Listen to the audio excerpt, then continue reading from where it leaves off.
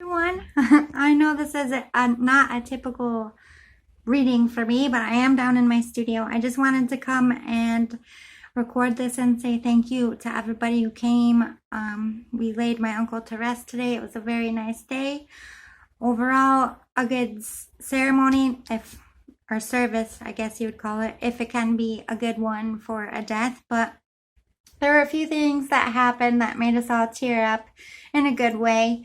My other uncle, come to find out, he's allergic to bees like me, and he just had a bee incident. And when they gave him the epinephrine, which they usually give us the EpiPens, they gave him two, and he had a heart condition. He has stents in there, so he actually almost died a couple days ago.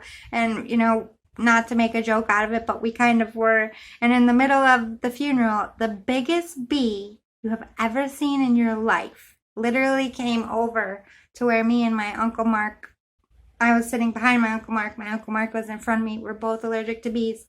And I think both of us did this at the same time.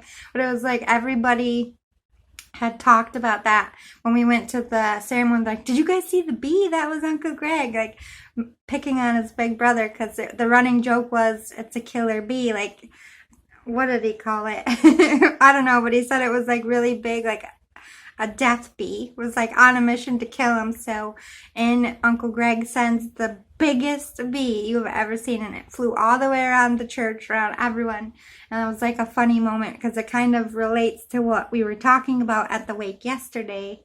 So that was cute. And I saw a white butterfly flying around up in the ceiling. And to me, in my faith and the spirituality on my channel, a white butterfly is a sign of purity, that they're at peace, that they have crossed over. So I was happy to see that. We kept it really light. There was some tears, of course, in the service. The one thing we teared up on was my grandma passed away not that long ago.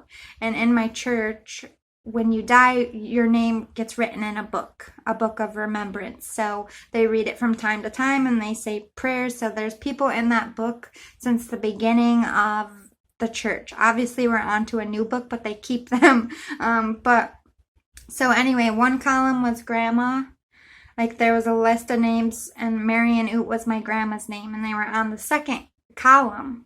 And right across was his mother, my grandma. So in the book, like that's so rare that my grandma died, and that they had just enough funerals that the next name directly across my grandma's name is her eldest son. Lost it. It's like they were saying that they're together or something like it. It was just a unique twist of fate. That because they even stopped the funeral service to show everyone the book, like, look, here's Marion Oot's name, and Greg is going right next to it, and that we've never seen that. It's very rare. And it got everybody crying, but in a good way, like, oh my God, the mother and the firstborn son.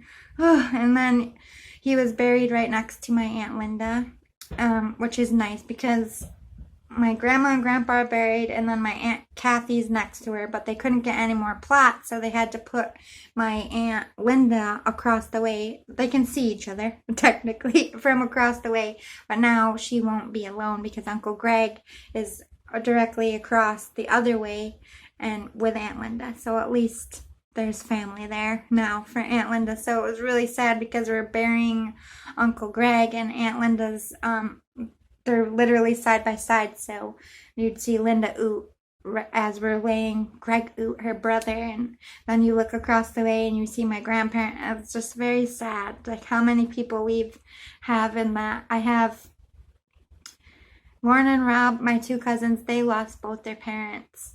Keely and Brandon, they lost both of their parents. My sisters, Danielle and Hannah, lost their father. Like, there's too many people in my family that lose their parents. And I feel like such a shit face because I'm lucky, thank God, that I still have both of my parents. And I just don't know what to say to them. I just feel bad. But I just want to give a shout out to everyone who came and anyone who couldn't go. I have family that's sick with COVID. Just wanted to tell you that it was a nice service. It was very hot. You missed sweating your booty off for sure. It was kind of like grandma's, very similar to what they did for grandma's. So don't feel like you missed anything because it was like deja vu a little bit. They did a little bit of different readings, and thank God I didn't have to do a reading. Like usually when one of my family members die, I usually go up there either with someone or I have to read. And this is the first funeral where I've just been able to sit there and enjoy it, which was nice. I'm not gonna lie. But a special shout out to Keely and Brandon. I'm